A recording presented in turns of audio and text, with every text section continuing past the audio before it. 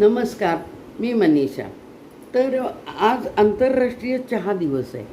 तर आंतरराष्ट्रीय चहा दिवस आणि ह्या चहानं ब्रिटिशांच्या कालावधीपासून आपल्यावर इतका प्रभाव टाकलेला आहे की सगळ्यांना बऱ्याचशा लोकांना 80% लोकांना उठल्या चहा लागतो. कुणाला अंथरुणातच चहा लागतो, कुणाला आणि केव्हा चहा लागतो, कुणाला काय चहा घेतल्याशिवाय अमुक होत नाही तमुक होत नाही, असा हा इतका चहाचा आपल्यावर प्रभाव. आणि चहा म्हणजे कशी, चहा म्हणजे मैत्री, चहा म्हणजे आपुलकी, चहा म्हणजे एक चांगला वेळ घालवण्याचं ठिकाण, तर म्हणजे पेय असं. तर ते चहाचं एक कविता मी आपल्यासमोर सादर करणार आहे.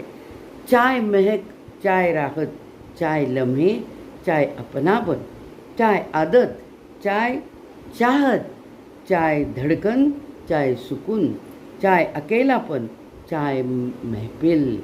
जब महफिल शुरू हो जाती है तो एक एक आधा आधा घोट का विना चहाचा हा लागतोच आपल्याला.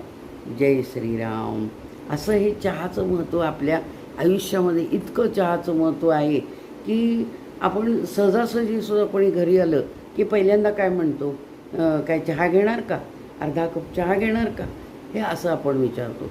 खरं तर चहा हा स्वास्थ्यासाठी चहा हा चांगला नाही आहे खरं म्हणजे.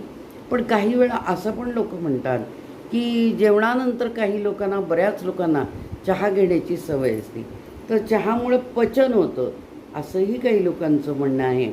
तर असं हे चहाचं महत्त्व, या चहाने आपलं जीवन सगळं व्यापून टाकलेलं आहे. नाश्ता झाला की चहा पाहिजे, जेवण झालं की चहा पाहिजे, दुपारी चहा पाहिजे, सकाळी तर उठल्या चहा पाहिजे. असंही चहा पुराण आपल्या आयुष्यात भरून उरलेलं आहे. असं इतकं हे चहाला महत्त्व आलेलं आहे. मी आज आंतरराष्ट्रीय चहा दिवस आहे, त्यामुळं आपल्यासमोर हे सादर केलं.